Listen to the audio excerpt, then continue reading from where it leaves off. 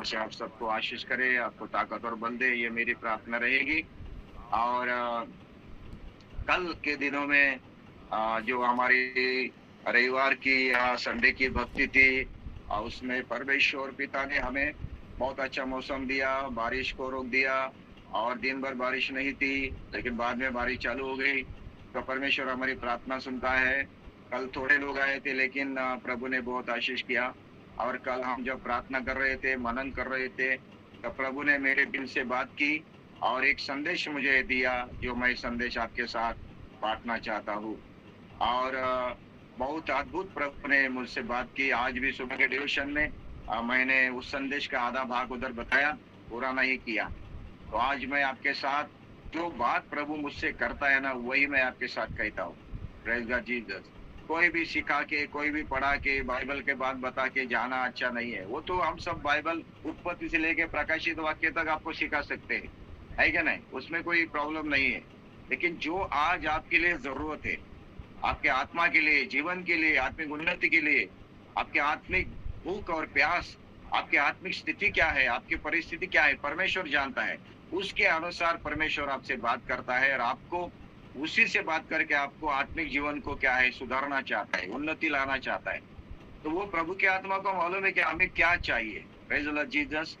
तो वही आज संदेश प्रभु ने मुझे दिया, जो आपके साथ में बांटना चाहता हूँ।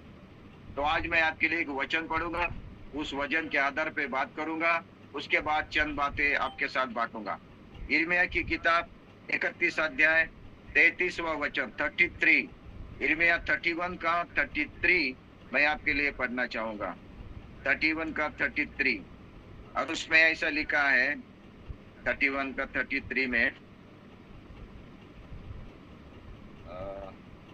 परंतु जो वाचा मैं उन दिनों के बाद इस्राएल के घराने से बांधूंगा, वह यह है, मैं अपनी व्यवस्था उनके मन में समाऊंगा और उसे उनके हृदय पर लिखूंगा, और मैं उनका परमेश्वर ठहरूंगा और मेरी प्रजा ठहरेंगे। यहोवा की ये वाणी है।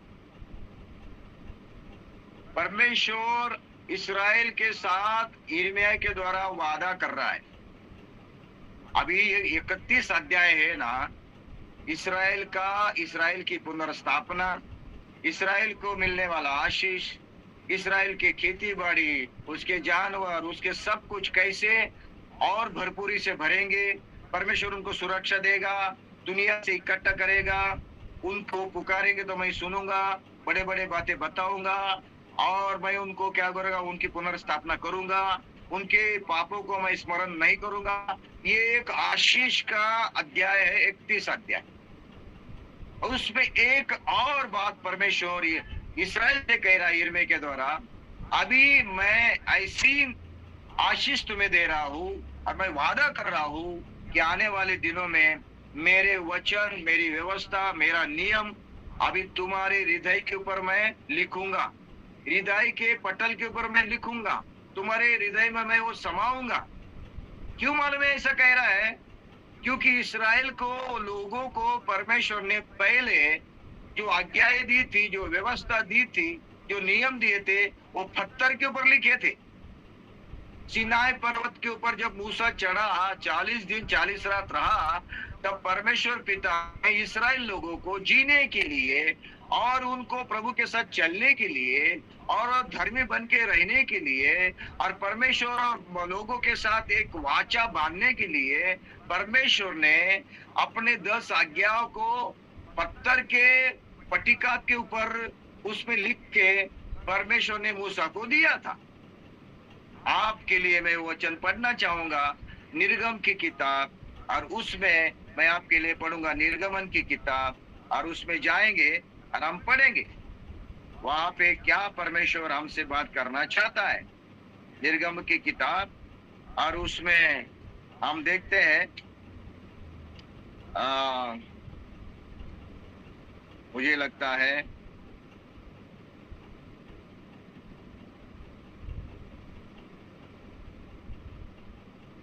32 अध्याय में 16 वचन, 32 अध्याय में 16 वचन 15, तब मूसा मुड़कर साक्षी के दोनों तख्तियों को हाथ में लिए हुए पहाड़ से उतर गया।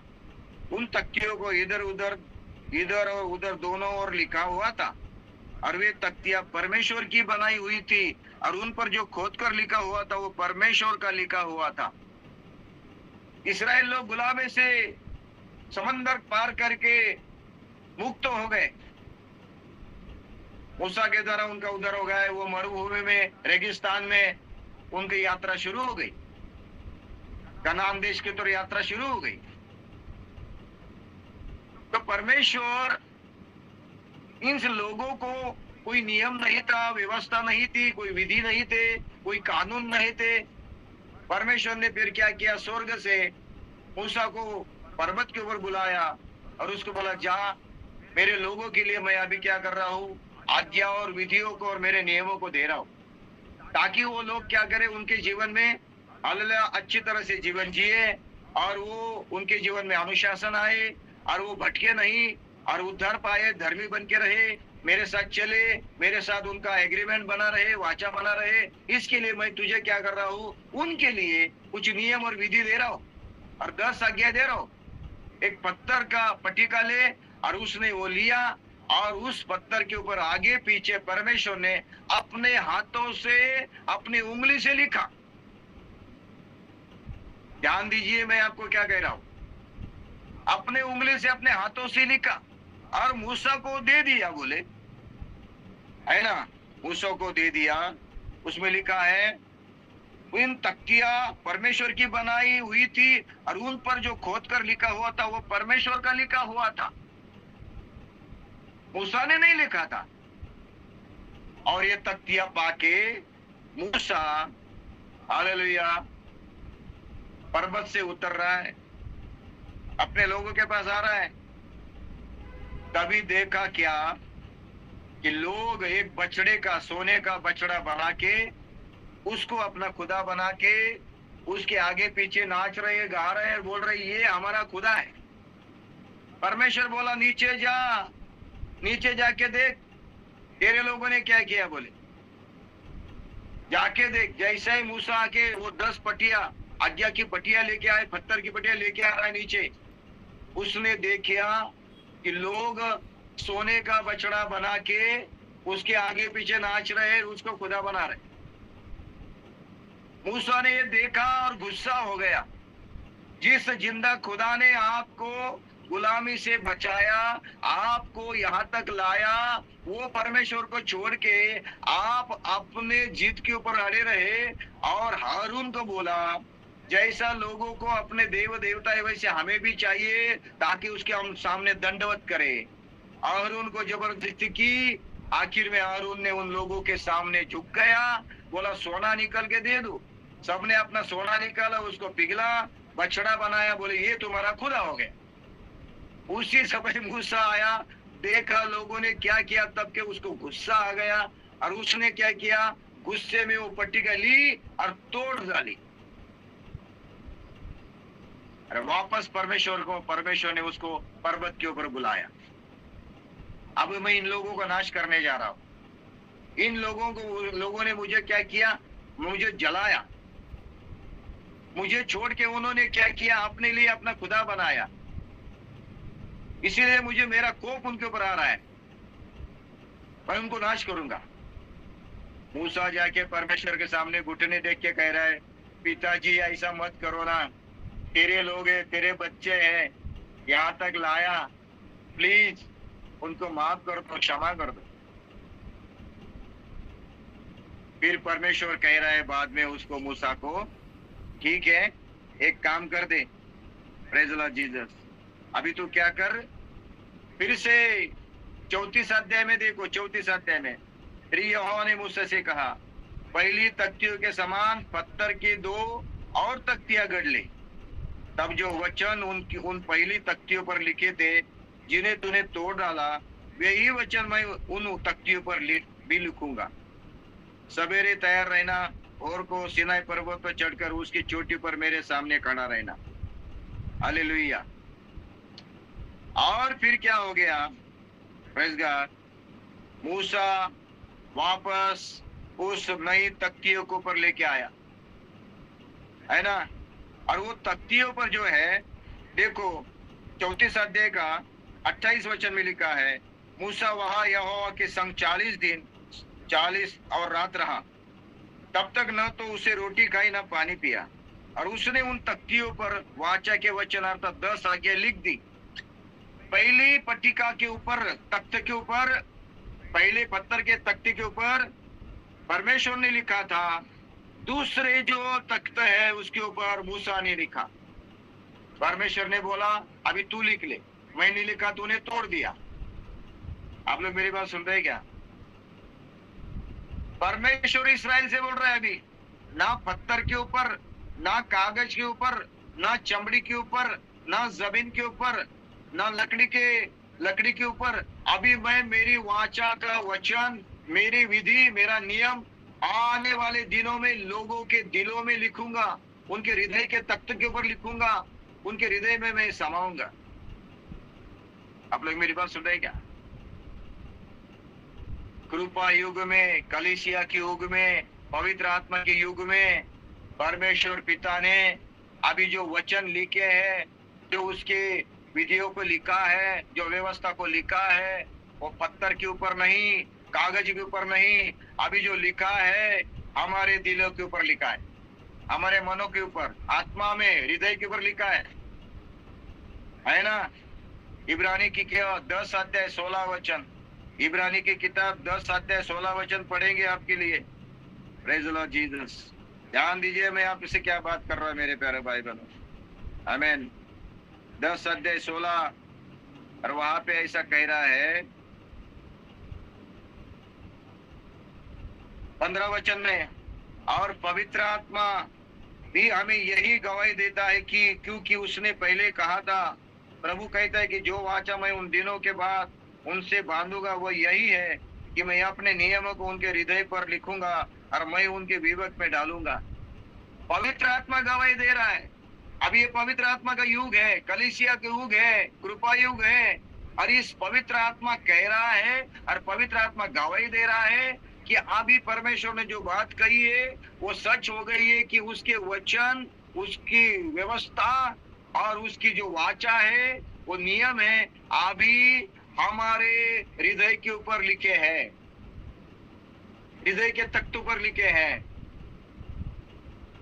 यह है आज का संदेश आपके लिए। इसमें से मैं बहुत सारे बात करना चाहूंगा। अभी सवाल ये आता है कि परमेश्वर पिता, पवित्र आत्मा, प्रभु यीशु मसीह, तीनों भी यही अपेक्षा करते हैं, यही इच्छा करते हैं, यही आशा रखते हैं कि मेरे लोगों ने मेरे आज्ञाओं का पालन करना है, मेरे वचन के अनुसार चलना है, मेरे बातों का मानना है। यही पिता की, यीशु मसीह की और पवित्र आत्मा की इच्छा है। परमेश्वर यही चाहता है। हमारे धर्म कर्म के काम, हमारे दान धर्म, हमारे दशांश, हमारा बपतिस्मा, हमारा वो अन्य भाषा, वो प्रभु भोज लेना, कलीसिया में आना, अच्छे वस्त्र पहनना, अच्छे लोगों के साथ चलना, इस सब बातों से भी ज्यादा परमेश्वर ये चाहता है कि आपका बपतिस्मा, आपका प्रभु भोज, आपका दान धर्म, आपका दशांश, आपकी संगति परमेश्वर ने अगर कबूल करना है तो परमेश्वर बोलता है वचन के अनुसार चलो, आज्ञा पालन करो, मैं जो कह रहा हूं उसके अनुसार ही चलो। आपका जीवन का आधार वचन होना चाहिए, जीने का आधार वचन होना चाहिए, चाल चलन का आधार वचन होना चाहिए, बोलने का आधार वचन होना चाहिए, व्यवहार का आधार वचन होना चाहिए। वचन को ही आप क्या करो, जीवन का आधार बनाओ। मैं जैसा कहता हूं परमेश्वर को वैसा ही चलो, मेरी बात जो है वैसा ही बात को मानो। ये कैसा होगा जब परमेश्वर बोल रहा है तुम्हारे हृदय के ऊपर मेरे वचन मैंने लिखे हैं, जो अंदर लिखा है वही बाहर आएगा ना मेरे प्यारे भाई बहनों। आप लोग समझ रहे हैं क्या? जो मेरे हृदय के ऊपर लिखा है वही तो बाहर आ जाएगा। यीशु मसीह एक जगह पे कह रहा है, मत्ती सुसमाचार 12 का 34, यीशु मसीह कह रहा है ना, मत्ती सुसमाचार 12 का 34, उसमें यीशु मसीह कह रहा है, मैं वो आपको वचन पढ़ूंगा। 12 का 34 में कह रहा है कि यदि पेड़ को अच्छा कहो तो उसके फल को भी अच्छा कहो, या पेड़ को निकम्मा कहो तो उसके फल को भी निकम्मा कहो, क्योंकि पेड़ अपने फल से ही पहचाना जाता है। हे सांप के बच्चों, तुम बुरे होकर कैसी अच्छी बातें कह सकते हो? क्योंकि जो मन में भरा है वही मुंह पर आता है। जो मन में भरा है वही मुंह पर आता है। आगे लिखा है, भला मनुष्य मन के भले भंडार से भली बातें निकलता है, और बुरा मनुष्य बुरे भंडार से बुरी बातें निकलता है। जो यहाँ पे अंदर भरा होगा वही मुंह पे आ जाएगा।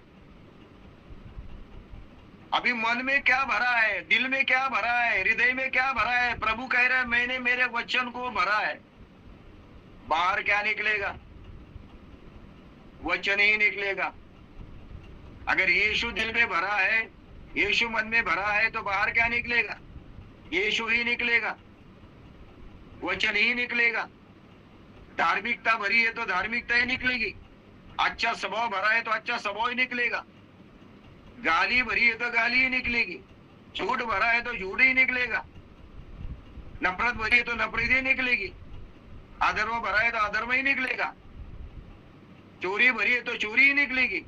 व्यभिचार भरा है तो वही निकलेगा। झगड़ा भरा है तो वही निकलेगा। गुस्सा भरा है तो वही निकलेगा। जो मन में भरा है वही निकलेगा मुंह से। आजकल बहुत सारे मसीह लोगों की गलत फहमी है, मैंने बपतिस्मा लिया, मैं प्रभु बोझ लेता हूँ, संगति में जाता हूँ, दान दशांश देता हूँ, ओ मैं प्रभु को विश्वास करता हूँ, लेकिन जीवन में वचन के अनुसार नहीं चलते, प्रभु के वचन को ज्यादा महत्व नहीं है, वचन का पालन नहीं करते। परमेश्वर बोलता तेरा बपतिस्मा, तेरा प्रभु भोज, तेरी संगति मेरे काम की नहीं है। बहुत लोगों की गलत फहमी यही है, मसीह लोगों की। परंपरा से हम मसीह है, मेरा बाप पास्टर था, मेरा भाई पास्टर था, मैं ये था वो था, इतने सालों से मैं संगति में जाता हूँ। ये गलत फहमी में मत रखो। परमेश्वर ये नहीं देख रहा है। परमेश्वर देख रहा है कि तू वचन के अनुसार चल रहा है क्या, मेरी आज्ञा पालन कर रहा है क्या, मेरे बातों को मान रहा है क्या, मेरा वचन तेरा जीवन का आधार है क्या। ये संदेश कल दिन में प्रभु ने मुझे दिया आपको बांटने के लिए। यहाँ पे कोई पहली बार आए होंगे, नए लोग आए, पुराने लोग, सबके लिए वचन है। मैं आपके लिए चंद वचन पढ़ के आगे जाऊंगा। प्रेज द लॉर्ड जीसस, आमेन। एक पत्रस की किताब में जाएंगे, एक पत्रस की किताब, वहां पे जाके चंद बातें मैं आपके साथ करना चाहता हूँ। एक पत्रस की किताब, उसमें जाऊंगा और मैं आपके लिए कुछ पढ़ूंगा। 3रा अध्याय 10 वचन, 3रा अध्याय 10 वचन, ध्यान से सुनिए। जो कोई जीवन की इच्छा रखता है और अच्छे दिन देखना चाहता है। मैं आपको एक सवाल पूछ रहा हूं आज इस वचन के आधार पे, आप जीवन की इच्छा रखते हैं? आप अच्छे दिन देखना चाहते हैं क्या? ये मेरा सवाल आपको है, मैं आपको पूछ रहा हूं। आप जीवन की इच्छा रखते हैं जी, आप अच्छे दिन देखना चाहते हैं? जी जी, तो जवाब क्या होगा? यस पास्टर जी, यस। देखो माधव भाई ने बोला जी जी हम देखना चाहते हैं। जीवन की इच्छा रखते हैं, अच्छा दिन देखना चाहते हैं, तो खाली शर्त लगी है। वो बोल रहा है फिर अच्छा ऐसा है तो अपने जीभ को बुराई से और अपने होठों को छल की बातों से रोके रहे। मैंने बोला जो मन में भरा है वही बाहर आ जाएगा, मुंह में आ जाएगा, जबान पे आ जाएगा। छल भरा है तो छल ही आ जाएगा, बुराई भरी तो बुरी आ जाएगी। और पत्रस कहता है अगर आप अच्छे जीवन की इच्छा रखते, जीवन का मतलब क्या है? ये तात्कालिक जीवन नहीं जो रोटी पानी वस्त्र इसके ऊपर निर्भर है, वो जीवन नहीं। यीशु मसीह कह रहा है, पत्रस वो जीवन के बारे में नहीं कह रहा है जो रोटी के द्वारा, पानी के द्वारा, वस्त्र के द्वारा, धन के द्वारा चल रहा है। वो तात्कालिक जीवन के बारे में नहीं बोल रहा है। जीवन की इच्छा बोलने कौन से? अनंत जीवन की इच्छा, स्वर्गीय जीवन की इच्छा, सार्वकालिक जीवन की इच्छा जो रखता है ना, वो वो बोल रहा है। और अच्छे दिन देखना चाहता है। अच्छे दिन कहाँ आएंगे? धरती के ऊपर मैं आपको प्रॉमिस करता हूं, और आपको मैं हृदय पे हाथ कह के कहता हूं, धरती के ऊपर जब तक हम जीवन जी रहे हैं ना, अच्छे दिन कभी नहीं देखोगे। दुनिया में कहीं भी अच्छे दिन नहीं आएंगे। इसराइल के दिन बुरे हैं, ईरान के दिन बुरे हैं, अमेरिका के दिन बुरे, रशिया के दिन बुरे, भारत के दिन बुरे।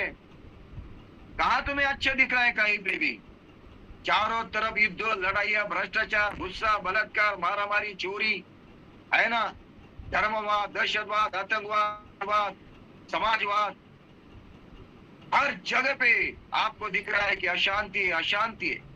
कहां अच्छे दिन नजर आ रहे हैं आपको? हाँ, भारत के लोग बोल रहे हैं अच्छे दिन लाएंगे। कहां अच्छे दिन आए? महंगाई कितने दिन बढ़ रही है, गुनहगारी बढ़ रही है, अपराध बढ़ रहे हैं। आप लोग मेरी बात सुन रहे हैं क्या? अच्छे दिन कौन से? अच्छे दिन बोलने से कौन से अच्छे दिन? यीशु मसीह जब राजा बन के आएगा और धरती के ऊपर अपना राज्य स्थापन करेगा, उसमें जो दिन आएगा ना, वो अच्छे दिन होंगे। वो दिन देखना चाहते हैं, वो जीवन चाहते हैं। तो पतरस कह रहा है, अपने जीव को संभालो, अपने दिल को संभालो। आप लोग मेरी बात सुन रहे हैं क्या? अपने जीव को बुराई से बचाओ, छल कपट से अपने को रोको। और वो क्या कह रहा है? देखो 8 वचन में क्या कह रहा है? अब सबके सब एक मन और कृपामय और भाईचारे की प्रीति रखने वाले, करुणामय और नम्र बनो। ये पतरस सिखा रहा है कलीसिया को। और आगे लिख रहा है, बुराई के बदले बुराई मत करो, और न गाली के बदले गाली दो, पर इसके विपरीत आशीष ही दो। मैंने आज तक कुछ एक दो दिन के पहले बपतिस्मा लिया, प्रभु भोज लेने वाला, दान दशम देने वाला, संगति में जाने वाला, उस व्यक्ति के मुंह से गंदी गंदी गाली मैंने सुनी, घमंड की बात सुनी, गर्व की बात सुनी, और मुझे बहुत दुख हुआ। लोगों को लगता है मैं दशांश देता हूँ, मैं पास्टर को दान देता हूँ, मैं मदद करता हूँ, मैं प्रभु भोज लेता हूँ, लेकिन गाली का इस्तेमाल करता है, छल कपट भी करता है, गुस्सा भी करता है, मारपीट की भी बात करता है, शराब भी पीता है, घमंड भी करता है। परमेश्वर कहता है, तेरे दान, तेरे दशाम, तेरा बपतिस्मा, तेरा प्रभु भोज लेना मेरे लिए कुछ काम का नहीं है। तू पूरी तरह से विनाश के तरफ जा रहा है। बोल रहे गाली के बदले गाली मत दो, पर इसके विपरीत आशीष दो। मसीह जीवन का सबसे सुंदर, मसीह जीवन से रूप क्या है? मसीह का सबसे सुंदर रूप क्या है? पाउडर लगाने से, लिपस्टिक लगाने से, अच्छे वस्त्र पहनने से, फैशन पहनने से, अच्छे चप्पल पहनने से, जूते पहनने से, अच्छा ड्रेस पहनने से, अच्छे बाल को संवारने से सुंदरता नहीं आती है। उद्धार पाए मसीह जीवन की सबसे सुंदरता, उसका रूप कहां पे है? जब लोग उसके खिलाफ बात करते हैं, निंदा करते हैं, गाली देते हैं, बुराई करते हैं ना, वो क्या करता है? उसको आशीष देता है। प्रभु तुझे आशीष दे। यह है सबसे सुंदर रूप एक मसीह का। पतरस सिखा रहे हैं हमें, इससे अच्छा सुंदर रूप मसीह का नहीं हो सकता। कि उसको लोग बुराई कर रहे हैं, निंदा कर रहे हैं, तकलीफ दे रहे हैं, परेशान कर रहे हैं, झूठे आरोप लगा रहे हैं, है ना, गाली दे रहे हैं, फिर भी वो कह रहे हैं प्रभु तुझे आशीष दे। दुनिया में आकाश के नीचे इतना सुंदर रूप परमेश्वर ने किसी को नहीं दिया। आत्मा का स्वरूप मसीह को दिया है। और मसीह लोग आप क्या कर रहे हैं? सूली के बैरी बन रहे हैं, सूली के बैरी। फिलिप्पी की पत्री में जाएंगे, ये अध्याय ऐसे रखेंगे, फिलिप्पी की पत्री में जाएंगे, आज थोड़ा कड़वा है, कड़वा, आज थोड़ा कड़वा है। हर दिन मीठा मीठा सुनते आए, आज थोड़ा कड़वा है। क्या होता है ना, दवा हमेशा कड़वी होती है, ज्यादातर दवा कड़वी होती है, लेकिन कड़वी दवा ही बीमारी को ठीक करती है। सही बात है क्या नहीं? छोटे छोटे बच्चे रहते हैं ना, वो दवा क्यों नहीं पीते? उनको कड़वी लगती है, नहीं पीते। तो माँ उसको क्या करती है, बहुत मीठी मीठी बात करती है, उसको बहुत समझाती, तो वो बच्चा रोता है। क्यों? कड़वी दवाई। लेकिन उसको मालूम नहीं है कड़वी दवाई उसकी बीमारी ठीक करेगी। आज थोड़ा कड़वा है लेकिन बीमारी ठीक करेगी। Praise God Jesus. फिलिप्पी की पत्री 3 अध्याय में मैं आपके लिए पढ़ूंगा। हे भाइयों, तुम सब मिलकर मेरी सी चाल चलो। एक पास्टर, एक प्रभु का दास, एक सेवक, एक प्रचारक अपने लोगों के लिए एक उदाहरण होना चाहिए, एक आइडल होना चाहिए, आदर्श होना चाहिए। उसको इतना साहस और उसको धाड़स होना चाहिए लोगों को कहने के लिए कि मेरी सी चाल चलो। झगड़ा करने वाला, गाली देने वाला, गुस्सा करने वाला, शराब पीने वाला, लूटने वाला, झूठ बोलने वाला पास्टर होगा तो उसके लोग भी वैसे ही होंगे।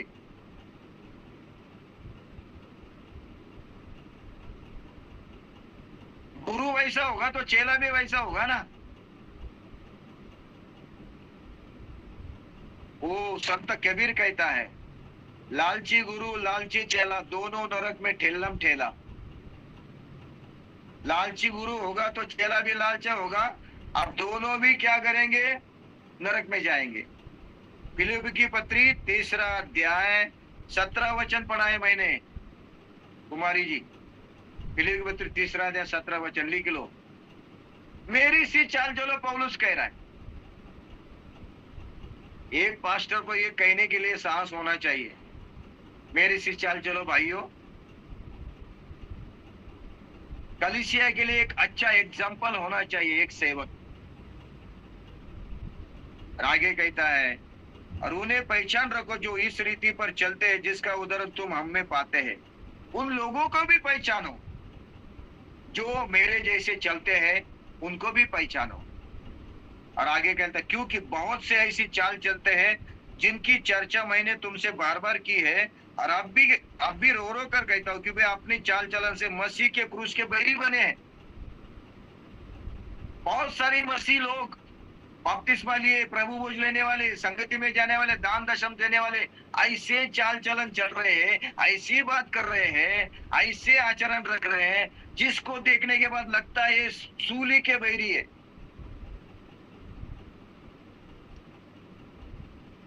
यीशु मसीह ने सूली की उठाई सच्चाई के लिए, क्षमा के लिए, शुद्धता के लिए, पवित्रता के लिए, जीवन देने के लिए, स्वर्ग राज्य देने के लिए, पश्चाताप के लिए, लोगों को नया हृदय देने के लिए यीशु मसीह ने सूली उठाई।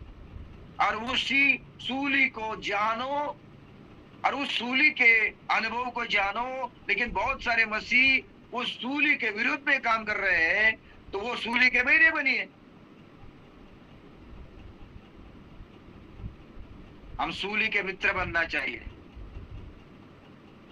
मेरे लिए वो सूली उठाई प्रभु, मुझे शुद्ध करने के लिए, मुझे माफ करने के लिए, क्षमा करने के लिए, शैतान की गुलामी से छुड़ाने के लिए, दंड से छुड़ाने के लिए, मुझे जीवन देने के लिए, मुझे साफ करने के लिए वो सूली जो उठाई प्रभु, मैं मानता हूं उसका मित्र बनना चाहिए।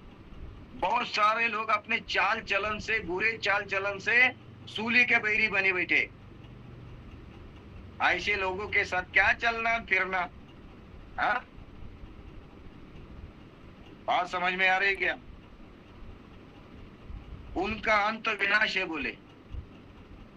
लोगों की गलत फहमी है, बपतिस्मा लिया मैं स्वर्ग में जाऊंगा, प्रभु लेता हूं स्वर्ग में जाऊंगा, दान दशम दे तो स्वर्ग में जाऊंगा, संगति करता प्रभु स्वर्ग में जाऊंगा।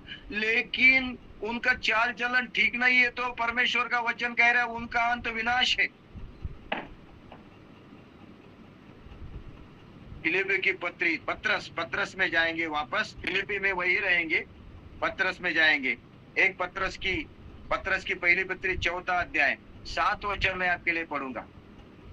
सब बातों का अंत तुरंत होने वाला है, इसलिए संयमी होकर प्रार्थना के लिए सचेत रहो। पत्रस कहता है सब बातों का अंत तुरंत होगा। धन का, प्रतिष्ठा का, जमीन जायदाद का, पैसे का, सुंदरता का, ये शरीर जो दिख रहा है ना आज अच्छा है, उसका सबका अंत तुरंत होगा।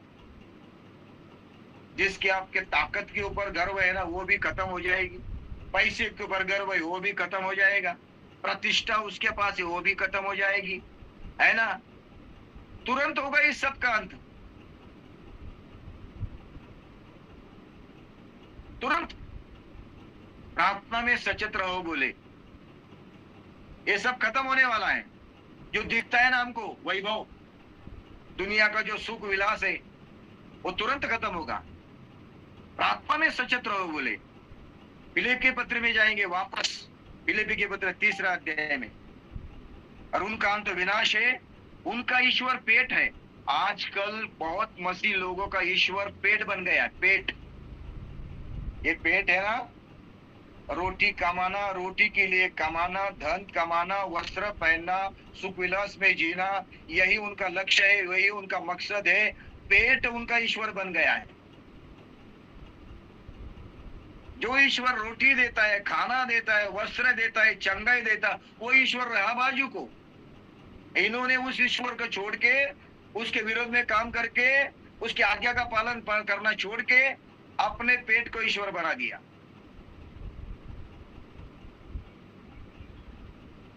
और आगे लिखा है,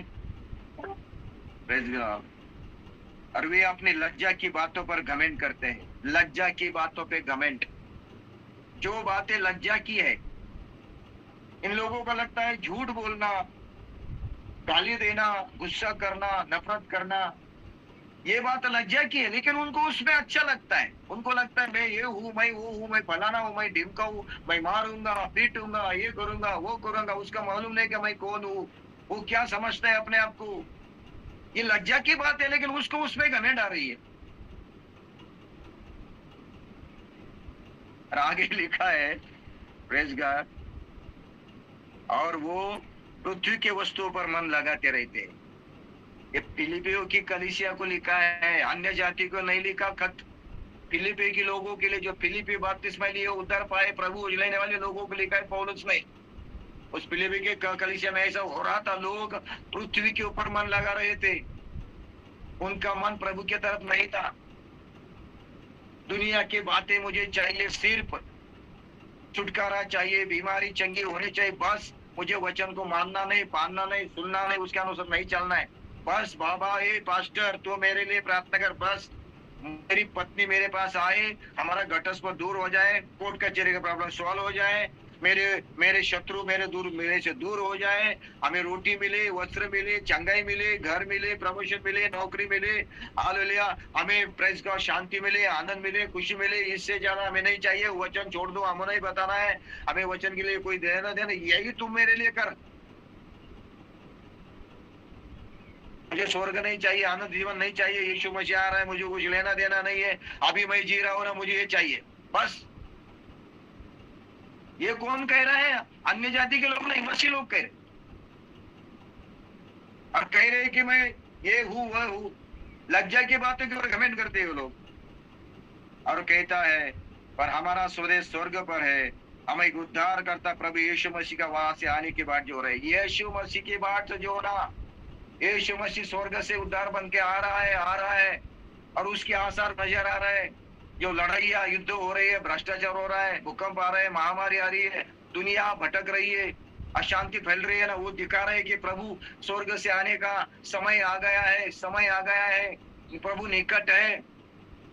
हमें सुधारना है, जांचना है, परखना है, उद्धार पाना है आत्मा में, और उद्धार पाना है आत्मा में, जांचना है। तो परमेश्वर कहता है, मेरे बातों को मानो, मेरे वचन के अनुसार चलो, जैसा तुम्हारे हृदय में बोया है वैसा ही बाहर निकालो, वचन को पालन करो, वचन के अनुसार चलो। कितने मसीह लोग वचन को 100% पालन करते, कितने मसीह लोग वचन के अनुसार चलते, कितने लोग वचन को पकड़ के जी रहे? कितने? वही वहां पे पहुंचेंगे, वही वहां पे जाएंगे, नहीं तो कोई नहीं जाएगा। मत्ती सुसमाचार 7 अध्याय 21 वचन में मैं आपके लिए पढ़ूंगा। मत्ती 7 का 21।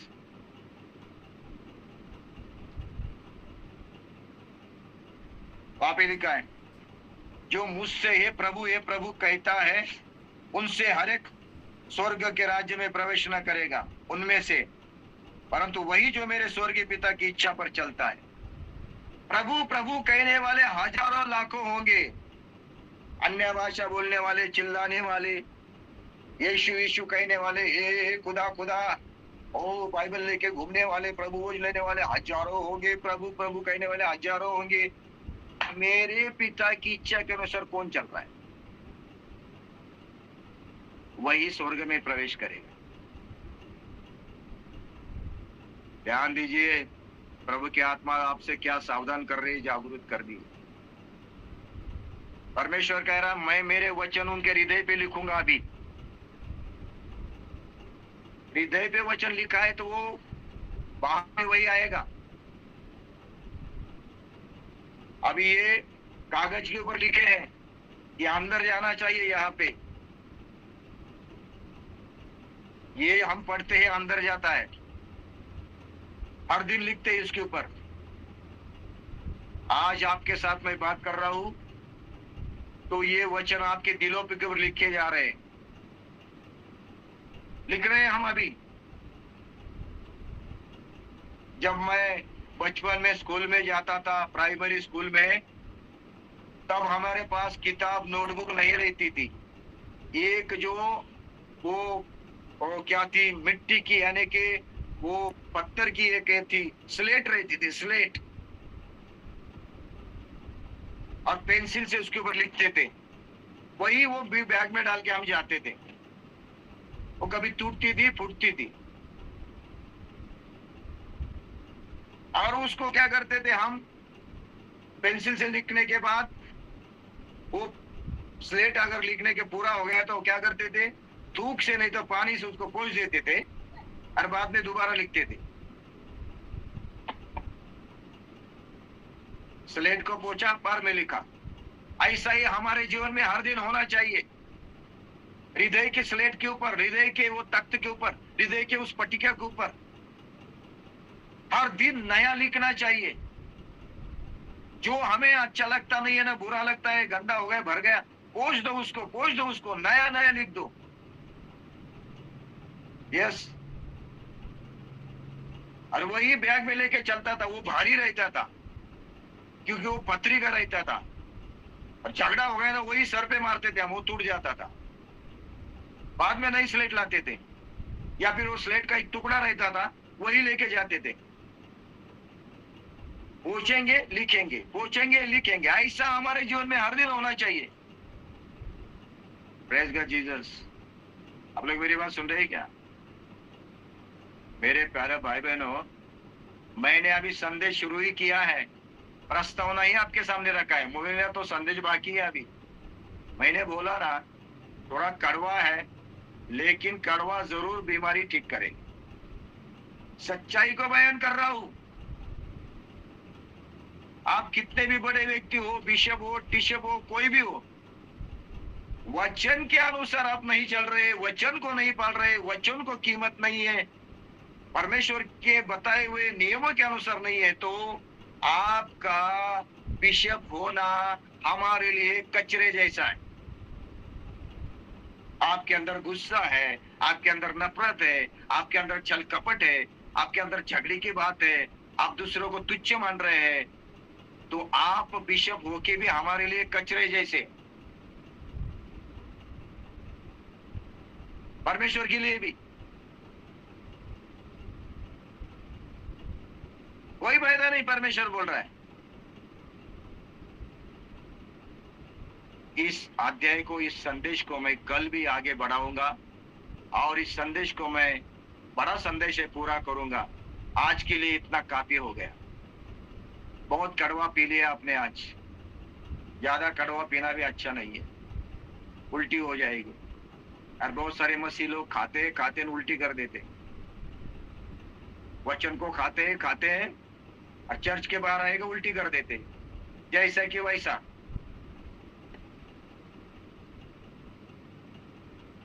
आइए हम प्रार्थना करें और अपना समर्पण जांचे और परखें। परमेश्वर आज क्या चाहता है? आप कोई भी हो, वचन पाल रहे हो क्या?